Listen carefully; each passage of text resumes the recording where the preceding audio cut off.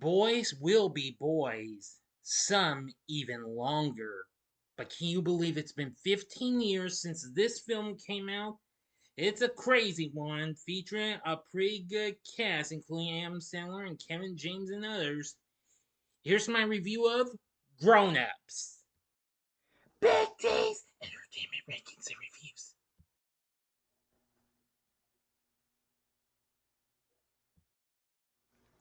So, greetings, my fellow YouTubers, and welcome to Big D's Entertainment Rankings and Reviews.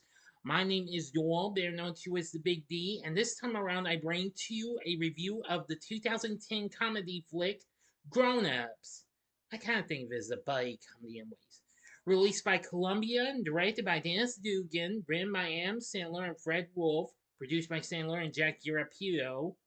Sandler also stars in this, along with Kevin James, Chris Rock, David Spade, and Rob Schneider, along with Salma Hayek, Maria Bello, and Maya Rudolph. The film's plot tells the story of five lifelong friends who won their junior high school basketball championship in 1978, and they reunited 3 decades later for a 4th of July weekend after learning about the sudden death of their former coach. The film was released on this day, June 25th, 2010. Henceforth, today's the 15th anniversary of the film. While despite being dissed by critics, it still became a big success and got a sequel 3 years later. Alright, here we go with the story. In 1978, childhood friends Lenny Feder, Eric Lamonsoff, Kurt McKenzie, Marcus Higgins, and Rob Hilliard win their junior high basketball championship. They celebrate at a lake house with their coach Robert Buzzer Fernando. 30 years later, in 2008, Lenny is a wealthy and successful Hollywood talent agent married to fashion designer Roxanne and has 3 children, Greg, Keith, and Becky. Eric claims to co-own a lawn furniture company and has 2 children, Donna and Bean. His wife Sally still breastfeeds Bean. Kurt is a stay-at-home father and has 2 children, Andre and Charlotte. His wife Deanne is pregnant with their 3rd child, and her mother Ronzoni lives with them.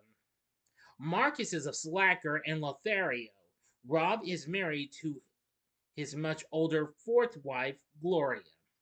When Buzzer dies, the 5 friends reunite for his funeral in their hometown with their families. Lenny rents a lake house in the same town for everyone to stay over 4th of July weekend, though his family is leaving early to attend Roxanne's fashion show in Milan. He pushes his boys to play outside and runs into his childhood opponent Dickie, who claims Lenny's foot was out of bounds when he made the winning shot and has been obsessed with getting a rematch to rectify the perceived mistake. As the friends spread Buzzer's ashes, Rob breaks down over his failed marriages and reveals that he has invited his estranged daughters Jasmine, Amber, and Bridget to visit. The men play arrow roulette, shooting an arrow straight into the air, and Rob wins by not running for cover, but the arrow impales his left foot, causing him to snap at Gloria from the pain, who rushed to his aid with unconventional methods. The next day, Lenny is thrilled to find the kids playing with cup and string telephones. Realizing the positive impact this weekend is having on their children, Roxanne tells Lenny to cancel their Milan trip and stay at the lake instead. Everyone visits Waterwiz, where Marcus flirts with Jasmine and Amber after buying them skimpy bikinis, and Eric teaches Bean to drink cow's milk. The families cause chaos throughout the park.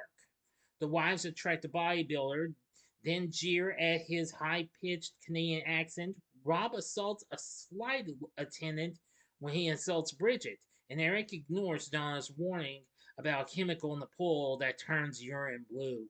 At the zipline attraction, Lee's group meets up with Dickie, accompanied by his son, his former teammates, and his friend Wiley, who is then severely injured after crashing into a shed while sliding down the zip line using his feet.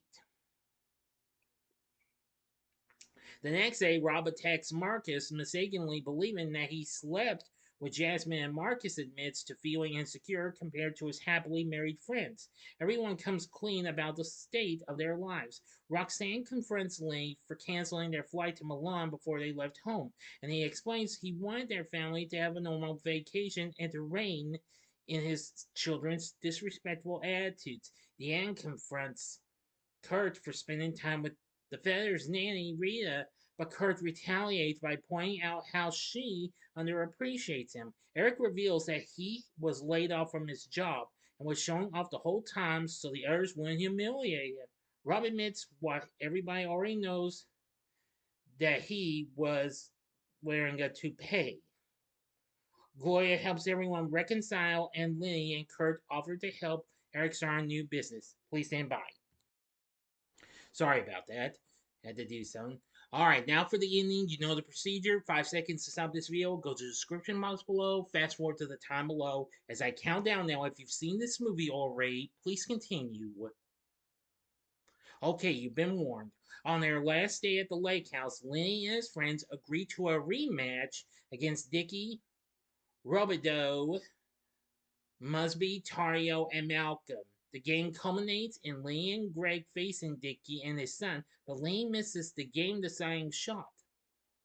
As the families watch the 4th of July fireworks, Lee tells Roxanne that he let Dickie's family win to get him off his case, and felt that his own family needed to know what losing feels like. A drunken Marcus plays another game of arrow roulette, and the crowd flees in panic. Trapped in a full body cast, Wiley is struck in the foot by the arrow as he quotes that they beat them again before fainting. End of story. So what did I think of Grown Ups? Well, I've only seen this maybe a couple of times or 3 times. I will say it's a fun film and what have you. Given the fact that this film was directed by Dennis Dugan, who is certainly no stranger to working with Mr. Sandler, since he had recently worked with him on films like Happy Gilmore, Big Daddy, and I Now Pronounce You Chuck and Larry, which of course also featured Kevin James. Of course, I know that I think this was the first film they did together. I mean, since the previous year, James had recently done another film that was done by Adam's Happy Madison Productions, which of course was Paul Blart Mall Cop.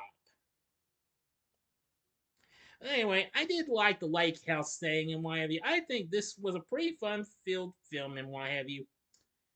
And has a pretty good all-star cast. Despite being distant and what have you, the film eventually became a big hit, going on to make $272 million worldwide on its $75 million budget. Anyway, this film later surpassed Click, which that's another Sandler film I have yet to review, to become Sandler's highest grossing film worldwide to this day. But I think that has changed a bit, but I could be wrong though. Anyway, after this, happy with the gross, Sandler showed his appreciation by buying brand new Maserati sports cars for his 4 co-stars. Well, if the reviews were harsh, Rotten Tomatoes has this at a mere 10%, saying the film's cast of comedy vets is amiable, but they're let down by flat direction and the scattershot, lowbrow humor of a stunted script. Well, sure, the story might have some issues, but even so, I really thought this film was not too bad. Metacritic has it a score of 30, while audiences polled by Cinema Score gave it a B. The Miami Herald referred to it as the perfect poster child for the maddening summer of movie mediocrity. The Globe and Mail criticized the reviewers saw as a blatant commercialism, saying the cast lobbed gags they surely disdain at an audience they probably despise while reserving their own laughter for that off-camera dash all the way to the bank. Richard Roper went as far as to say that it was a blight upon the bright canvas of American cinema, and he hated it. The Detroit News called it a trite comedy and total garbage. On the other end of the spectrum, the Denver Post call it crude and decent-hearted and easy breezy predictable. Rob Schneider got nominated for a Razzie, but for Worst Supporting Actor, but lost to Jackson Rathbone for The Last Airbender. However, the film won the Best Line from a Movie Award category at the 2011 MTV Movie Awards, where it won I Want to Get Chocolate Wasted, which was delivered by Becky. Played by Alexis Nicole Sanchez. Anyway, nevertheless, this film provides a lot of pretty good classic tunes and what have you, which are absolutely classic and what have you. There's so many, actually. The score was composed by Rupert Gregson Williams, and that wasn't too bad. For our cast, we have Adam Sandler as Lenny. He was pretty good.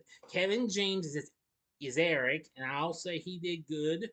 Chris Rock, who had recently teamed with Sandler in The Longest Yard 5 years prior, played Kurt. Not bad. David Spade played Marcus. Yeah, he's pretty funny.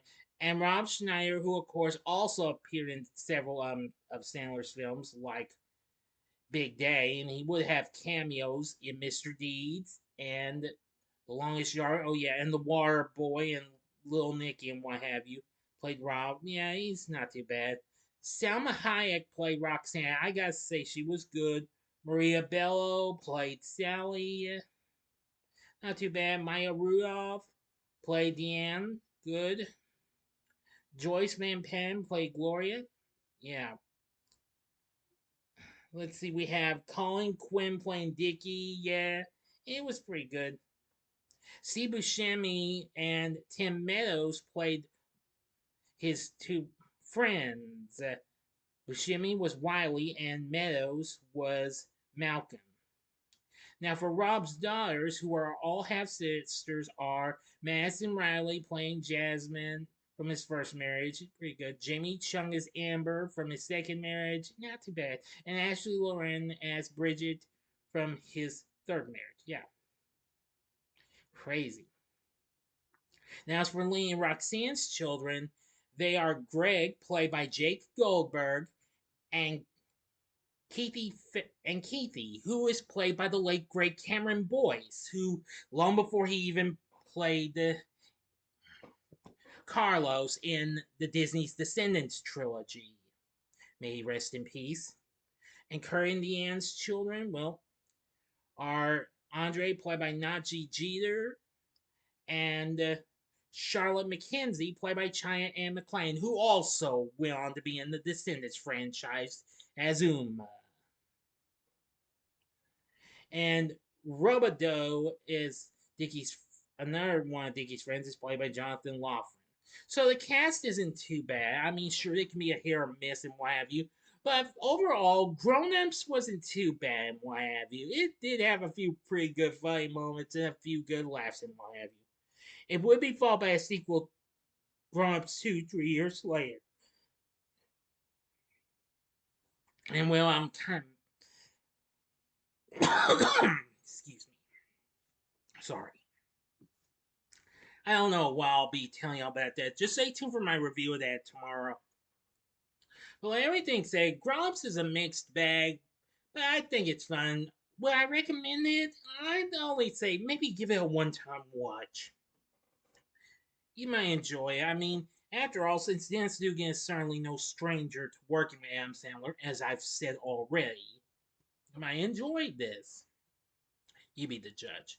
What did you think of Grown Ups? Let me know in the comment section below. If you like this video, click the like button, subscribe, and be a part of the Big D Nation. Continue to help support my channel. Make it grow and make the views grow. Tell all your friends about my channel. Give them to know me. Maybe they'd like to be a part of my Big D Nation. Share my vids with your friends if you like. And all that jazz. And next time, I'll be reviewing Grown Ups 2. So if you like this, consider checking out my reviews of these other two films that Dennis Dugan directed that Adam Sandler started. In the upper left-hand corner is my review of Happy Gilmore from 1996. I'm looking forward to seeing the sequel to that next month on Netflix. Or you can go to the upper right-hand corner and see my re-review A Big Day from 1999. Or if you like, go to the bottom left-hand corner and see my review of the 2005 remake of The Longest Yard, which he and Chris Rock were in. And the bottom right-hand corner is the button you can click to subscribe. If you like rankings and reviews on movies, TV, music, video games, etc., then I'm your guy. Thanks for watching. Until next time, I'm the Big D saying, see ya.